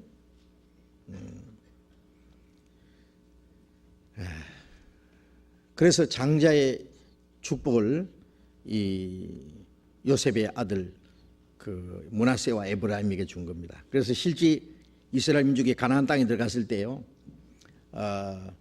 지파를요, 므낫세 지파, 에브라임 지파, 아주 두 지파로 요셉의 아들 요셉에게 요셉에게 돌아갈 축복이 두 아들에게 두 지파에게 나눠준 거예요. 그래서 실제로 배나 준 겁니다. 그리고 장자의 명분은 요셉에게로 갔다는 말은 그런 뜻이고요. 주권자는 유다로 말미암았고, 아까 역대상에 그래 나와 있잖아요. 유다로 말미암았다는 것은, 주권자라는 것은 예수 그리스도를 가르칩니다. 예수님은 유다 지파에서 나셨잖아요. 유다 지파의 사자 다윗의 뿌리가 이겼으니. 그래서 마태복음 1장에 예수님의 족보가 쭉 나오는데 다윗도 유다 지파고 쭉 내려오면서 예수님은 유다 지파로 말미암아 나셨다는 것을 말씀합니다. 그리고 이스라엘의 반석인 목자가 난 것은 요셉으로부터, 이스라엘 목자가 거기에 나타나. 창세기 49장을 보겠습니다. 49장 24절, 이게 질문한 내용인데요. 49장 24절입니다. 49장 24절. 요셉의 활이 도리어 경강하며 그의 팔이 힘이 있으니 야곱의 전능자의 손을 힘입음이라. 그로부터 이스라엘의 반석인 목자가 나도다. 그 야곱이 12아들의 장례를 쭉 이제 축복하고 예언하면서 하는 말씀입니다. 이제 그 한 아들 한 아들에게 쭉 축복하면서 요셉의 활이 도리어 경건하며 그의 팔에 힘이 있으니 야곱의 전능자의 손을 힘입으니라. 이제 요셉이 이스라엘 민족을 그 흉년에서 구원했고, 요셉으로 말미암아 하나님의 역사가 나타났기 때문에요. 하나님의 능력이 나타났기 때문에요. 전능자의 팔이 그에게 함께 있다 그랬죠. 야곱이 전능자의 손을 힘입음이라. 요셉은 하나님을 믿음으로써 하나님이 요셉을 하나님 능력의 손으로 들어 쓰신 걸 말합니다. 그로부터 이스라엘의 반석인 목자가 나도다. 자, 질문 내용이 예수님은 유다 지파에서 나셨는데 어떻게 요셉에게서 그로부터 이스라엘의 반석인 목자가 난다겠노? 이스라엘 반석인 목자는 예수 그리스도가 아니냐? 유다 지파로 나신다고 했는데 왜 요셉 그로부터 요셉에게서 이제 이스라엘의 반석이 난다고 했느냐는 질문입니다. 물론 예수님은 요셉 지파에서 나시지 않았습니다. 유다 지파에서 실제로 나셨습니다. 그러나 여기는 그 지파에서 난 걸 꼭 얘기하는 게 아니라 요셉은 예수 그리스도의 모형입니다. 구약에 보면은 그리스도의 모형으로 나타난 사람들이 여러 사람이 있어요. 첫째, 그 모세는 예수님의 그 모형이었어요. 모세라는 뜻은 건졌다는 뜻이고 예수라는 뜻은 군이라는 뜻이고, 모세는 이스라엘을 구원하기 위해서 바로의 공주의 아들이라는 그 영광의 자리를 버렸고, 예수님은 죄인을 구원하고 하기 위해서 하늘 영광을 버리고 이 땅에 오셨어요. 그렇죠? 모세는 이스라엘 민족을 애굽에서 해방시켰어요. 예수님은 우리를 사탄의 권세에서 죽음의 권세에서 해방시켰습니다. 모세는 예수님의 모형이었어요. 그래서 모세가 너희 중에 나 같은 선지자 하나를 세우리라 하고 했어요. 그러나 모세가 잘못한 것도 있고 하나님 앞에 그 실패한 것도 있고 그런 것들은 그리스도의 모형이 아니죠. 그 모세의 일생 전체가 그 그리스도의 모형은 아닙니다. 따이도 만왕의 왕으로 오실 예수님의 모형이고, 그런 따이도 개인적으로는 얼마나 잘못한 거 많아요. 그거는 이제 하나의 인간의 모습이고, 솔로몬도 이제 영광스러운 그리스도의 모형이고요. 또 구약에 그리스도의 모형으로 나타난 사람 중에서 엘리사 같은 사람도 예수님의 모형으로 잠깐씩 나타나고, 예수님의 모형이 나타난 사람들이 있는데, 그 중에 이 요셉의 모습은 그리스도의 모형인데 그의 생애가 일생이 거의 완벽하게 그리스도의 모형으로 나타났어요. 요셉의 생애 중에 보면은 그 흠잡을 것이 없어요. 완벽해요. 그리스도의 모형으로 거의 완벽해요. 아버지에게 가장 사랑을 많이 받았고 형제들에게 가장 미움을 받았고, 그건 예수님은 하나님 아버지의 사랑을 받았고 자기 동족에게 미움을 받았잖아요. 그리고 또 그 요셉은 자기 형들의 잘못을 아버지한테 꼬사 바쳤잖아요. 그런 말미암아 그 형들에게 미움을 더 많이 받았어요. 예수님은 유대인들의 죄를 전부 지적했어요. 그래서 내가 세상의 행사를 악하다고 증거함으로 세상이 나를 미워하느니라 그러잖아요. 예수님은 유대인들의 죄를 지적했고, 그런 말미암아 유대인들은 예수님을 죽이려고 했어요. 그리고 요셉은 꿈을 잘 꾸잖아요. 그리고 형들이 자기 앞에 절하는 꿈을 꿨는데, 예수님께서는 자기가 만왕의 왕으로 오실 것을 이스라엘 백성들에게 말했잖아요. 왕으로 오실 것을. 네가 왕이 될 거냐? 그러면서 예수님을 막 더 미워했습니다. 그리고 급기야는 형들이 요셉을 죽이려고 구덩이에 집어 던졌다가 도로 끄잡아내 가지고 애굽에다 팔아먹었어요. 예수님은 십자가에 못 박아 죽였어요. 무덤에까지 들어갔지만 하나님은 거기서 끝내가지고 끌어냈습니다. 살렸습니다. 그리고 애굽에 팔려갔는데 거기서 총리 대신이 됐습니다. 이방인의 주권자가 됐습니다. 이스라엘이 배척한 예수님이 이방인의 구주가 되신 거예요. 그렇죠? 그런데 이스라엘 민족이 그 11 형제죠. 11 형들이, 요셉을 판 형은 10형인데 요셉을 판 형들이 그 7년 흉년 기간 동안에 그 흉년 기간도 그 전반 기간 동안에 양식사로 애굽에 내려갔다가 요셉을 만났고 자기들이 팔아먹은 요셉이 애굽에 총리 대신이 됐다는 걸 그때서 알잖아요. 그것처럼 예수님을 십자가 못 박아 죽은 유대인들은 마지막 7년 대환란 때 자기들이 죽인 예수가 바로 메시아라는 것을 그때 믿게 될 걸 말하는 거예요. 그러니까 그 요셉의 생애에는요 그리스도의 완전한 모형이에요. 모형. 그래서 실제 그 반석이라는 게요 이스라엘을 보호하는 자, 반석은 그들을 위험 중에서 지키는 자, 구원자라는 뜻인데 이스라엘 역사 속에 실제로 그 요셉의 자손 중에서 여호수아 있잖아요. 여호수아, 여호수아는 요셉 지파에서 나왔습니다. 여호수아라는 이름이 구약에는 여호수아고 그게 예수라는 뜻이에요. 그래서 히브리서 4장에 보면은 여호수아 밑에 예수라고 나와 있어요. 여호수아도 예수님의 모형입니다. 이스라엘 민족을 모세와 같이 애굽에서 나와가지고 이스라엘 민족을 가나안 땅에 들어가서 가나안을 쳐서 정복하게 한 그 여호수아도 하나의 예수님의 모형으로 나와 있습니다. 그래서 민수기 13장 8절에 보면은 그 요셉의 그 자손 중에 여호수아가 나와 있습니다. 그래서 그런 뜻에서 그 요셉은 예수님의 모형이기 때문에 거기서 이스라엘의 반석인 목자, 이스라엘을 구원하시고 인도하실 예수 그리스도께서 오실 것을 예언한 겁니다.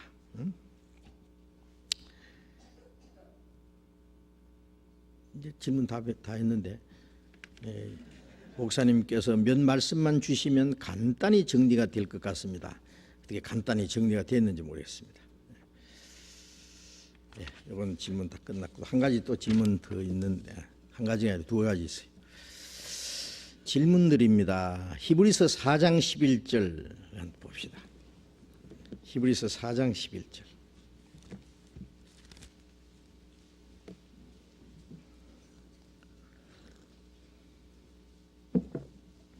히브리서 4장 11절 같이 읽어봅시다. 그러므로 우리가 저 안식에 들어가기를 힘쓸지니 이는 누구든지 저 순종치 아니하는 본에 빠지지 않게 하려 함이라. 이 말씀에서 이 말씀을 설명해 달라는 말씀입니다. 질문을 몇 가지 하셨는데 여기 밑에 노인 할머니 드립니다. 그래서요. 할머님이 질문하신 건데요. 이 말씀을 뜻을 설명해 달라는 그런 말씀입니다. 우리가 저 안식에 들어가기를 힘쓸지니 이 안식이 뭐냐? 안식에 들어간다는 게 뭐냐? 이는 누구든지 저 순종치 않은 자의 본에 빠지지 않게 합니다. 그러면 이스라엘 백성들은 구약 시대 이스라엘 민족의 역사는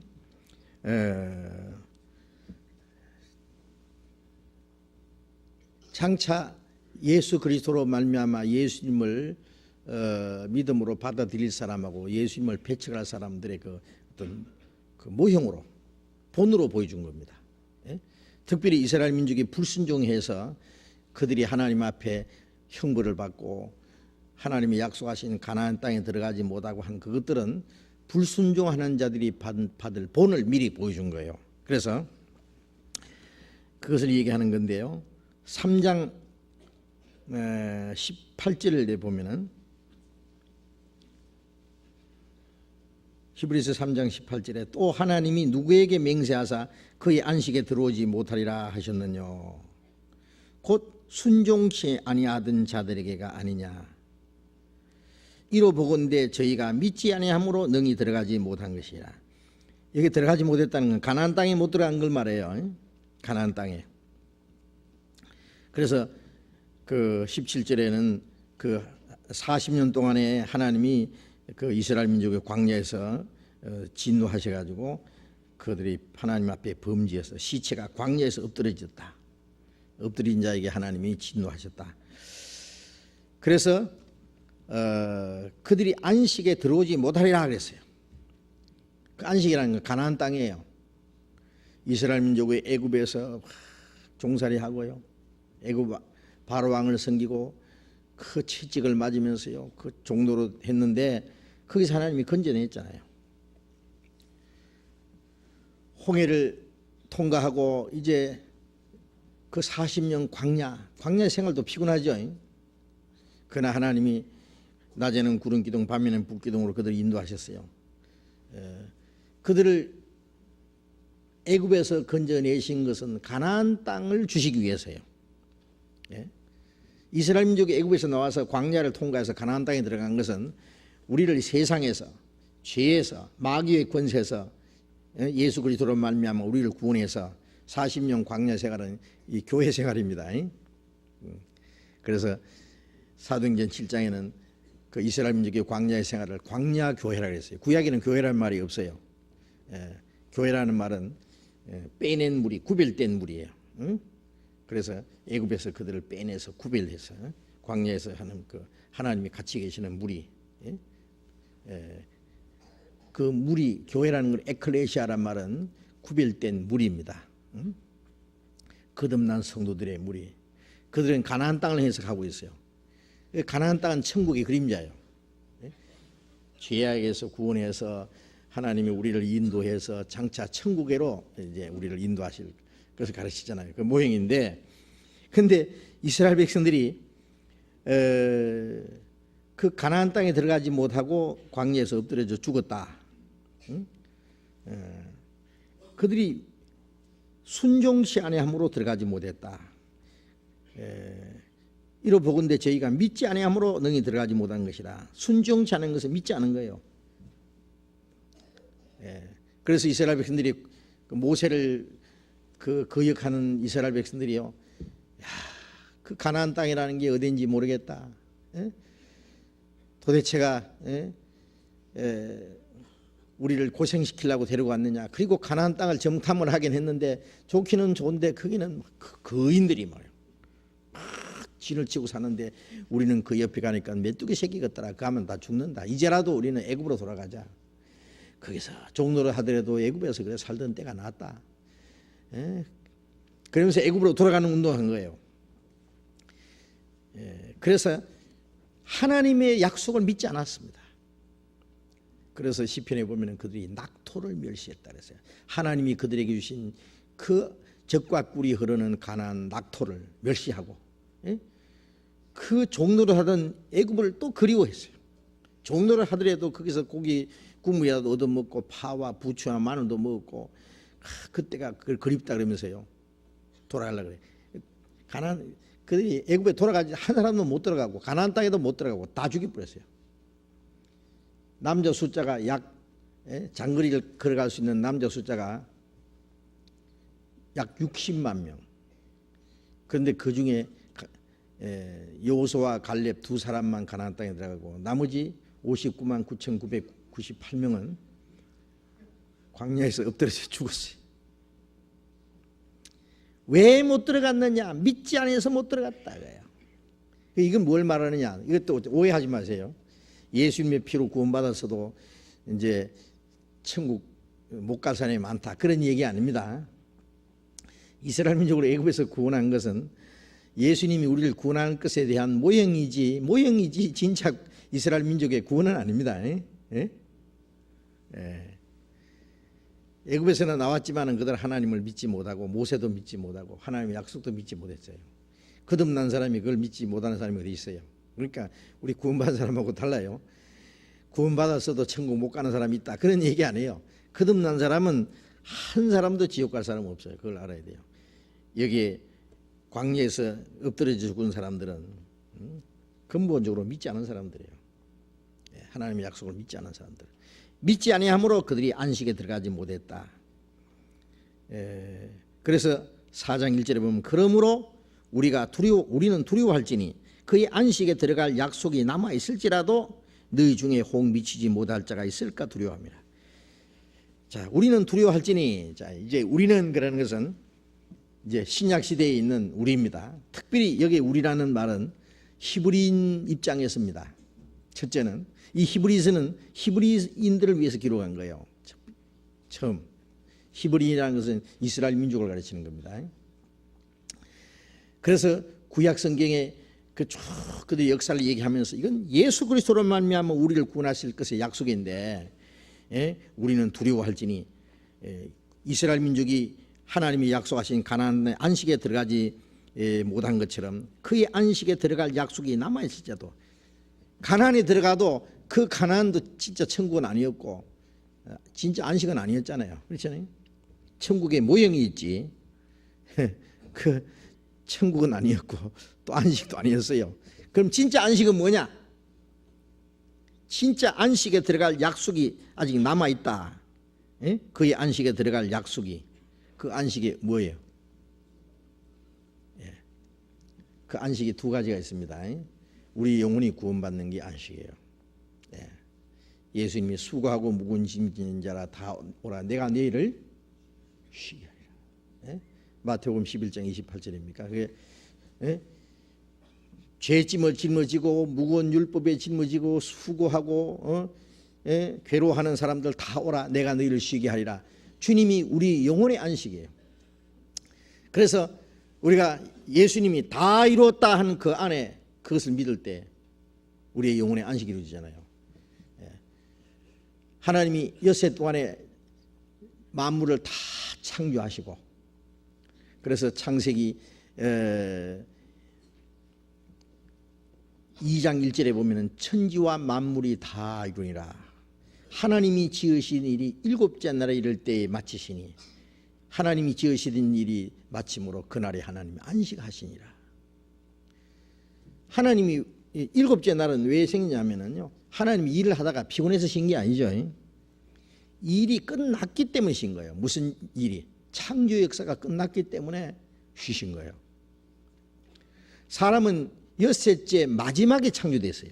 사람이 창조되자마자 안식이 시작됐어요. 하나님은 사람을 창조하자마자 일이 끝났어요. 그러니까 하나님이 쉬고, 사람은 하나님이 쉬실 때 같이 쉬었어요. 그렇게 에덴 동산에 일곱째 날 쉬셨어요. 여덟째 날 뭐 하셨어요? 쉬어요? 계속 쉬는 거예요. 할 일이 쉬어야지 일하지. 사람은요, 일 잔뜩 할 일 남겨놓고 피곤해서 쉽니다. 사실은 하나님은 그렇잖아요. 일이 끝났기 때문에 할 일이 없으니까 쉬는 거예요. 그 다음 날도 쉬고 그 다음 날도 쉬고. 사람은 창조되자마자 에덴 동산에 안식일이 있어요, 없어요? 에덴 동산에 안식일이 있어요, 없어요? 그것도 몰라요. 안식일이 없지요. 맨날 쉬는데 무슨 또 안식일이 따로 있어요? 쉬고 또 쉬고. 그건 안식이 아니에요. 일을 하고 쉬는 게 안식이지. 하나님이 일을 하고 쉬었고 인간은 하나님과 함께 계속 안식이에요. 그런데 그 안식이 어느 날 박살이 나버렸어요. 언제요?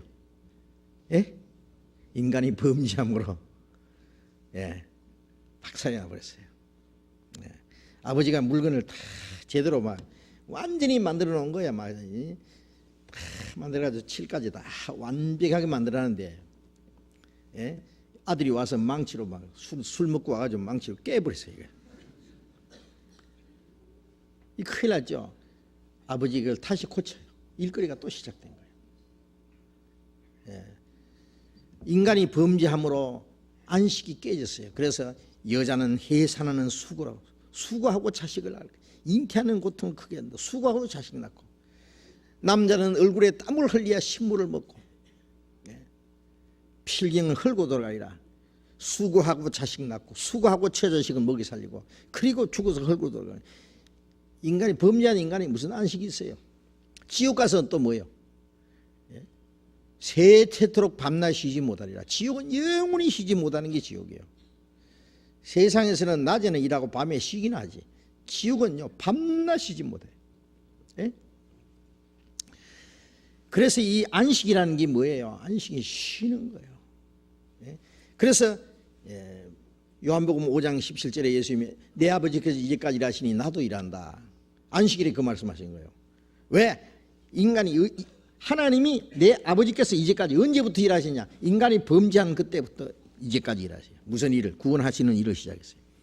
예수님은 그 구원을 완성하러 오셨어요.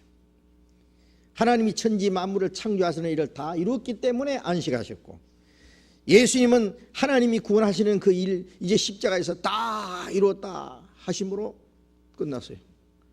돌아가실 때 다 이뤘다고 부활하신 후에는 요한복음 20장 19절에 부활하신 예수님이 제자들에게 너희에게 평강이 있을지어다, 너희에게 평강이 있을지어다. 평강이라는 건 푹 쉬라고요. 빚을 잔뜩 걸머지고 밤낮 차지 못하고 근심 걱정 속에 빠져 있는 그 사람 무슨 안식이 있겠어요? 빚 다 갚아놓고 다 갚아놓은 거 보이면서 다 갚았으니까 이제 마음 푹 놓고 잠 푹 자고 이제 편안하라고. 평안을 예수님이 다 이루었으니까 못 자고 창자국을 보이시면서 너에게 평강이 있을지어다. 그게 안식입니다. 예? 우리가 이 세상에 고달프게 죄짓고 세상 근심 걱정에 시달리고 수고하고 거기다가 이제 율법의 무거운 죄물 죄짐을 짊어지고 천국 가려고 막 이 세상 근심 걱정에다가 더 잘 믿어야 되는데 그 짐을 또 한 짐 더 짊어졌어요. 예수님이 수고하고 무거운 짐인 자라 다 오라, 내가 너에게 한 짐 더 짐을 지우리라 그래서요. 쉬게 하리라. 어떻게 쉬게 하려면 다 이뤘다고 해야 쉬는 거예요. 다 이뤘다, 너에게 평강이 있을지어다. 예수님이 다 이뤘다는 사실을 믿을 때 우리 안에 평안이 이루어지잖아요. 안식에. 그게 구원이에요. 구원. 예? 그게 영혼 안식입니다. 영혼 안식. 예. 그때부터 계속 쉬는 거예요. 계속 쉬는 거예요. 그 영혼 구원, 그 안식이 주어진 거예요. 이스라엘 백성들은 가나안 땅에 들어갔지만 이제 예수님으로 말미암아 그 영혼의 안식을 받아야 돼요. 영혼의 안식을 얻어야 영원한 안식에 천국에 들어가는 거예요. 마음의 안식이 이루어져야, 영혼의 안식이 이루어져야 영원한 천국에 가요. 그 천국은 이제 이루었도다 알파와 오메가요, 처음과 나중이요, 시작과 끝이라. 이루었도다. 천국에 이제 요한계시록에 이루었다는 말이 또 나와요. 그거는 이제 이 세상의 모든 천국에 들어갈 백성을 만드는 역사까지 다 이루어지고 이제 모든 게 다 끝나요. 그러면 새 하늘과 새 땅. 예? 천국은 영원히 하나님과 함께 안식하는 곳이에요. 지옥은 마귀와 같이 세세토록 고통받는 것이에요. 그 영혼의 안식과 영원한 안식이 남아있는 거예요. 그 안식에 들어갈 약속이 남아있다는 건 그걸 가르쳐요. 있지라 너희 중에 혹 미치지 못할 자가 있을까 두려워라. 그거 들어가지 못할 자가 있을까 봐 두려워하라 그 말이에요. 이거 이스라엘 백성들에게 경고하는 말이에요. 이스라엘 백성뿐 아니라 여기 우리도 마찬가지예요. 혹시 여기 구원 안 받은 사람, 아직 확실치 못한 사람 있으면요, 그 안식에 들어가지 못할까 봐 두려워해야 됩니다. 그런데 그 사람들은 왜 못 들어갔느냐는 걸 얘기하는 거예요. 여기 2절에 저희와 같이 우리도 복음 전함을 받은 자이나, 우리도 복음 전함 받았고, 저희라는 것은 이스라엘 백성들, 구약시대 이스라엘 백성들도 다 그 구약시대에 그게 하나의 복음이에요. 복음 전함을 받은 자이나, 그러나 그 들은 바 말씀이 저희에게 유익되지 못한 것은 듣는 자가 믿음을 화합지 아니함이라. 이스라엘 백성들도 하나님의 말씀을 다 들었지만은 그 말씀을 믿지 않았습니다. 하나님의 말씀을 불신했습니다. 믿지 아니함으로 가나안 땅에 못 들어갔고, 예수님 시대의 유대인들도 예수님을 믿지 않았습니다. 믿지 않으므로 그들의 안식의 주인이신 예수님을 배척하고 그 안식에 들어가지 못했어요. 복음을 들었지만은 들어도 믿지 않으면 소용없어요. 그 말씀에 유익되지 못한 거예요. 유익되지 못한. 3절 4장 3절 이미 믿는 우리들은 저 안식에 들어간다. 이미 믿는 우리들은 저 안식에 들어간다. 그 안식이 예수님 안에 있는 안식입니다. 자, 우리 구원받은 사람은 안식에 들어갔어요, 안 들어갔어요? 예, 안식에 들어갔어요. 그리고 장차 영원한 안식에 또 들어갈 거예요. 우리 영혼이 예수님 다 이뤘다는 그 안식에 들어가서 영혼이 편히 쉬는 사람들은, 사실 우리 육신은 지금도 피곤하게 일을 해도요, 우리의 영혼은 한없이 편합니다. 구원받은 사람은. 알겠습니까? 그 마음의 평안, 그 마음의 안식, 그게 천국에 들어갈 표예요. 그래서 구원받은 사람은 이미 안식에 들어간 거예요. 그리고 또 4절 제7일의 4장 4절입니다. 제7일에 관하여는 어디 이렇게 일렀으되 하나님은 제7일에 그의 모든 일을 쉬셨다 하셨으며, 여기 조금 더 자세히 번역을 하려면요, 다른 성경에는 이렇게 번역되어 있어요. 그 하나님은 제7일에 그의 모든 일을 하시고 그랬어요. 다 하시고. 그것이 이제 창세기 2장 1절에 있는 말씀입니다. 천지와 만물이 다이라 다 그 모든 일을 다 하시고 쉬셨다 하였으며 그랬어요. 또 다시 거기 저희가 내 안식에 들어오지 못하리라 하였으니. 그러니까 여기 창조 역사를 완성했기 때문에 안식이 있는 것처럼 구원의 역사를 완성하셨기 때문에 다 하시고, 이제 예수님도 다 구원의 역사를 하시고 쉬시잖아요. 우리도 예수님 안에서 쉬는 거예요. 그래서 여기 4장 8절 봅니다. 만일 여호수아가 저희에게 안식을 주었다면은 그 후에 다른 날을 말씀하지 아니하셨으리라. 여호수아가 무슨 안식을 줬느냐? 이스라엘 민족을 가나안에 이제 데리고 들어가서요, 가나안을 정복하고 이스라엘 백성에게 가나안 땅을 주었잖아요. 그게 안식입니다. 그러나 그 안식은 진짜 안식은 아니다. 진짜 안식을 주었다면은 여호수아가, 여기 여호수아 그리고 위에 1 그랬죠. 밑에 성경 밑에 난해주에 1 뭐라고 했어요? 예수 그랬죠. 그러니까 여호수아라는 말이 구약의 여호수아고 신약 성경 헬라 말로는 예수입니다. 여호수아는 예수님의 그림자예요.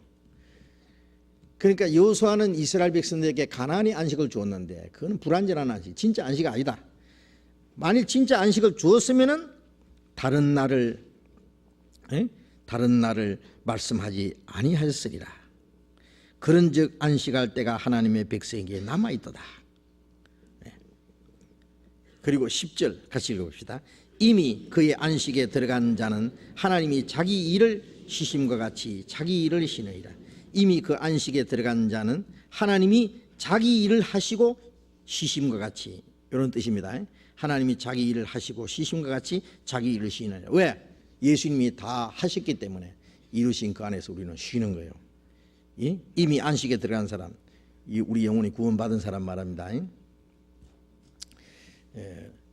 내가 너희를 쉬게 하리라. 그 안식을 우리에게 주셨어요.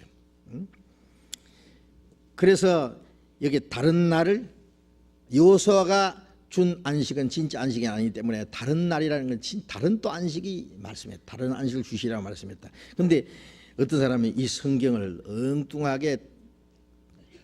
엉뚱당뚱하게 이걸 설명하는 걸 내가 봤어요. 뭐라냐면 다른 날을 말씀하지 않는데 다른 날이 뭐냐?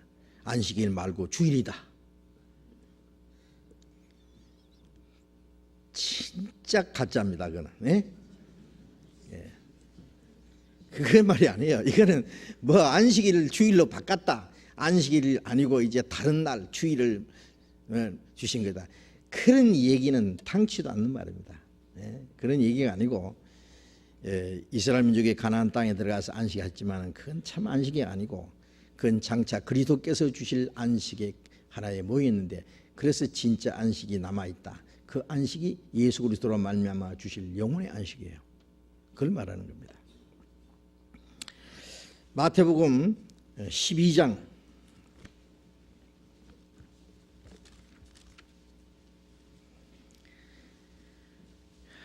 마태복음 12장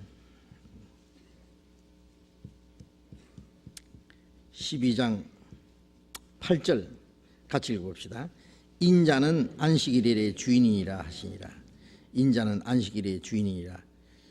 예수님은 안식의 주인입니다. 예수님이 다 이루었다 하심으로 안식이고, 예수님이 안식이고, 예수님 안에 들어가면은 우리는 안식하는 거예요. 안식일에 나무 하다가 돌에 맞아 죽은 사람 있잖아요. 안식일에 나무 했는데 무엇이 죄요? 광야에서 뭐 남의 나무 뭐 훔쳐온 것도 아니고 뭐 임자도 없는데 광야에서. 안식일 날 쉬면은 복 준다고 했는데, 안식일에 일함으로써 쉬면 복 준다고 하는 하나님의 말씀을 불신했기 때문에 죽는 거예요. 그것은 예수님이 다 이루었다, 너에게 평안할지어다, 다 이루었다는 것이 은혜고, 그 은혜를 믿음으로 구원받는데, 이 은혜 시대에 살면서 율법을 지켜서 천당 가려고 하는 것은 다 이루신 은혜를 무시하고 불신하는 거예요. 돌에 맞아 죽는 것처럼 지옥에 떨어집니다. 그러니까 안식교인들은요, 안식일 지켜야 천당 간다 그래요. 그것은 진짜 안식을 범하는 거예요. 맞아 죽어요. 지옥 가요. 은혜 시대에 살면서 무슨 안식일 지켜, 진짜 안식을 파괴시키는 거예요. 근데 여기에 또 간단한 질문이 있으니까 이건 그냥 잠깐 봅시다. 이사야 65장 이사야 65장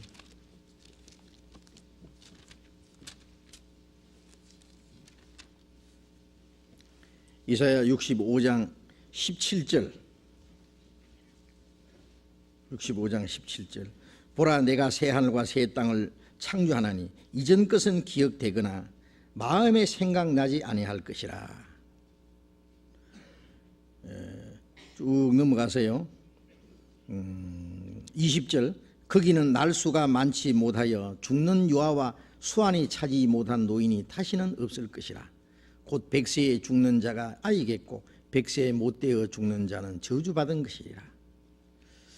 그들이 가옥을 건축하고 그것에 거하겠고 포도원을 재배하고 열매를 먹을 것이며 그들의 건축한 데 타인이 거하지 아니할 것이며 그들이 재배한 것을 타인이 먹지 아니하리니 이는 내 백성의 수완이 나무의 수완과 같겠고 나의 택한 자가 그 손으로 일한 것을 길이 누릴 것이며.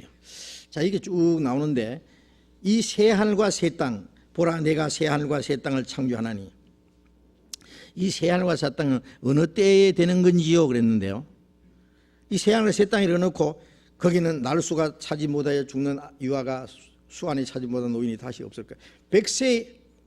백세에 죽는 자가 아이겠고, 백세가 아이니까 지금 한 10살쯤 되는 것으로 생각하면 돼요. 아, 백세 지금 10살하고 그 새하늘과 새 땅에는 백세하고 맞먹는 거예요. 백세에 죽는 자는 아이겠고 백세에 못되어 죽는 자는 저주받는 거예요. 문제는 백세에 죽는 사람도 있고, 거기는 백세가 아이니까 백세에 못되어 죽는 자는 저주받는 자. 그 저주가 없다고 했는데 백세에 못되어 죽는 저주받는 사람도 있느냐? 그리고 가옥을 건축하고 거기에 거하고 포도원을 재배하고 열매를 먹고 그 농사도 짓고 집도 짓고 새하늘과 새 땅에서 여기가 되면 천유왕국입니다. 이거는 천유왕국 같이 지상에서 이루어질 것 같아요. 그래서 어느 때 이루어지느냐? 예수님이 7년 환난 끝에 7년 환난이 지나고 7년 환난 끝에 예수님이 지상 재림하시면은 이제 이 만물을 새롭게 해요. 에덴 동산 같이 완전히 회복해 합니다. 인간이 범죄하기 전에 아담은 이것을 마귀에게 넘겨주었고, 이제 예수님이 십자가 죽으심으로 죄를 사한 동시에 이제 아담이 마귀에게 넘겨주기 이전 상태로 돌아와요. 마귀는 그랬잖아요. 이 모든 걸 내게 넘겨준 것이므로 내가 원하는 자에게 주노라 하는데, 마귀에게 죄에서 돌아오는 게 아니라 예수님 십자가에 죽으셔서 인간의 죄를 대속하시고, 그리고 구원의 역사가 완성됨으로 마지막에 지상의 천국이 이루어지죠. 천년 동안 이 지상에서 이루어지는 여기에도 새하늘과 새 땅이라 했으니까 이 지구를 새롭게 하는 것을 말하는 거예요. 예? 그건 1000년 동안입니다. 요한계시록 20장에 1000년 동안 그리스도로 더불어 왕노한다는. 예, 이거 영원한 천국 아닙니다. 그다음에 이제 요한계시록 21장 질문이 요한계시록 21장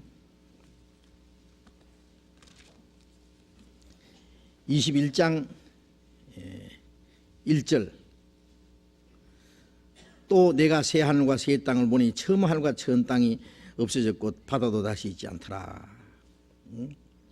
그 다음에 3절에 내가 들으니 보좌에서 큰 음성이 나서 가로되 보라 하나님의 장막이 사람들과 함께 있음에 하나님이 저희와 함께 거하시리니 저희는 하나님의 백성이 되고 하나님은 친히 저희와 함께 계셔서 모든 눈물을 그 눈에서 씻기심에 다시 사망이 없고 애통하는 것이나 곡하는 것이나 아픈 것이 다시 있지 아니하리니 처음 것들이 다 지나갔음이라.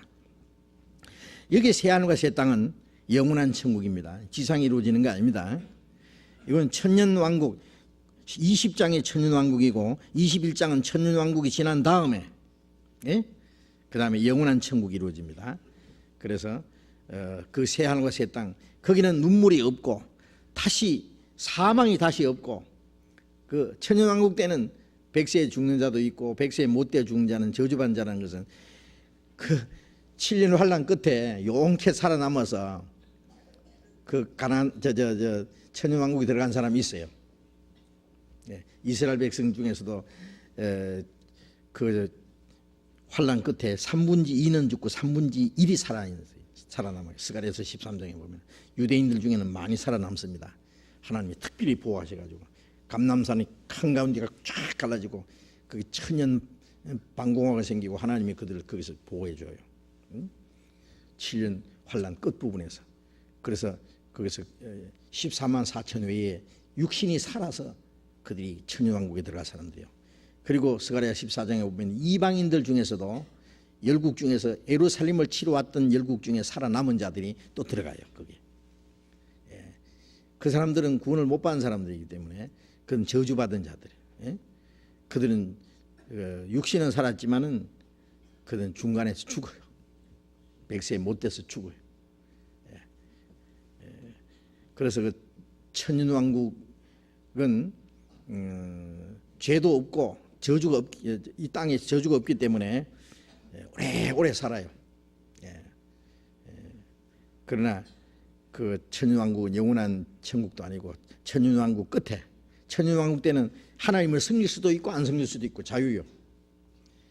그런데 천년왕국 끝에 가서 그 사람들이 구별돼요. 하나님 섬기는 사람하고 안 섬기는 사람하고 마지막 구별이 될 거예요. 그래서 그들이 이제 그 천국에 들어갈 수 있는 길이 생기고 끝까지 또 하나님을 섬기지 않는 사람들은 천년 동안 마귀를 가둬놨다가 잠깐 내주면은 이제 불순종하는 사람들 속에 들어가서 이제 대적 그리스도를 대적하고 하나님의 성을 에워싼다 그랬어요. 하늘에서 불이 내려와서 싹 죽여버려요. 뭐 전쟁할 것도 없이. 그것으로 끝나고 그 다음에 이제 이 지구는 없애버립니다. 베드로후서 3장에 하늘이 큰 소리로 떠나가고 체질이 뜨거운 불에 풀어지고 그것이 지구의 종말이에요. 완전히 천년왕국 끝에 지구는 완전히 없애버리고 우리는 그의 약속대로 의에 거하는 새 하늘과 새 땅을 받았다. 그 새 하늘과 새 땅이 바로 요한계시록 21장에 있는 눈물도 없고 죽음도 없고 애통하는 것이나 곡하는 것이나 아픈 것이 다시 있지 아니하니 처음 것들이 다 지나갔습니다. 제가 이 아픈 것이라는 거요. 지난번에 이게 제가 수술하면서요. 진짜 아픈 거 개혁 체험했네. 조금 아픈 거 말고요. 억식이 아프대요. 그래서 이 말씀이 생각나더라고. 아, 새하늘과 새 땅에는 아픈 것이 다지지 아니하니. 이 땅에 저주스러운 건 다 지나가 버립니다. 하나님처럼 거룩하고 영원하고 완전하고 영광스러운 이상의 세계, 그 천국에 들어갈 날이 멀지 않습니다. 자, 오늘 여기까지 말씀드리겠습니다. 기도합시다. 자비로우신 우리 아버지 하나님, 하나님이 작정하신 마지막 시대에 멀지 않아 이 땅에 하나님의 진노와 심판의 날, 그날이 너무나 가까운 이때에 우리로 하여금 구원을 받게 하시고 주님 교회 안에서 살게 하신 주님 감사합니다. 주님의 말씀을 우리를 날마다 붙들어 주시고 진리 가운데로 인도해 주시고 이제 하나님이 허락하신 우리의 육체의 나머지 생에 하나님의 뜻을 따라서 그리고 하나님의 영광을 위해서 하나님이 우리에게 하라고 맡기신 거룩한 역사를 위해서 살아갈 수 있도록 도와주시고 우리 가운데 한 사람도 하나님 앞에서 이르지는 사람이 없도록 우리의 가족들 중에 아직 구원받지 못한 사람들 다 구원받도록 주님께서 자비를 베풀어 주시옵소서. 우리의 나머지 모든 일을 주님 거룩한 손에 의지하면서 주 예수님 이름으로 기도드렸습니다. 아멘. 광고 없으십니까? 광고. 자, 내일 아주 중요한 날인 거 아시죠? 다 투표를 하십시오. 제가 부탁드리는 것은 그리고 우리 국민의 권리를 다 잘 이행해 주시기 바랍니다. 광고 말씀드리겠습니다. 동계 수련회 아시다시피 이제 2주 앞으로 다가왔는데요. 아직 접수를 안 하신 분들이 많이 있습니다. 그래서 이번 수요일 오늘 하고 주일날 일요일날 접수를 할 예정입니다. 그래서 오늘 접수시키시고 또 일요일날 수요일날 접수를 하셔서 많이 참석해야 하겠습니다. 그리고 이 내려갈 때 이 교통편이 마땅치가 않습니다. 그래서 교회에서 전세 버스를 해가지고 내려가는 그 편을 계속 1시간 간격으로 31일 날 아침 10시부터 계속 출발을 하도록 합니다. 그래서 편리한 대로 이제 가실 수 있도록 그렇게 하는데 올라오실 때는 또 1월 1일 낮에도 한 번 있고요. 밤에도 한 번 있고요. 1월 2일 날에도 올라오는 편이 있습니다. 그래서 사람이 얼마나 되는가에 따라서 그 교통편을 몇 대나 올려보내야 되고 몇 대나 내려보내야 되고 하는 그런 거를 조정을 하려고 하니까요. 이걸 좀 접수를 하셔야 되겠습니다. 교통비는 2만 원입니다. 그런데 광주를 왔다 갔다 하기 때문에 자기 차를 가지고 가면은 아마 이 전용 차선 때문에 굉장히 혼잡하리라고 이렇게 생각이 됩니다. 그래서 가능하면 버스를 타는 것이 모든 분들이 아마 편안하지 않을까 이렇게 생각을 합니다. 내려가는 왕복 2만 원으로 교통비를 접수하게 되고요. 여기서 출발해서 교회당 앞에서 출발해서 교회당 앞까지 오는 그런 그 교통편이 되겠습니다. 좀 더 자세한 것은 주일날 또 광고하겠습니다만은 미리 좀 준비하셔가지고 교회에서 하는 일에 어렵지 않도록 좀 협조해 주시기 바랍니다. 광고 마치겠습니다. 예, 청년 수련회는 여기서 하니까 걱정 없습니다만은 성인들은 광주에 가셔야 되니까 이 준비하시는 일에요 좀 협력을 해주세요. 미리 그 버스를 예약을 하셔야 되니까요. 꼭 좀 미리 그때 가서 하면은요 굉장히 혼란이 일어납니다. 그러니까 미리 좀 예약을 해주시고 준비하는데 좀 협조해 주시기 바랍니다. 마치겠습니다. 조심해서 돌아가시기 바랍니다.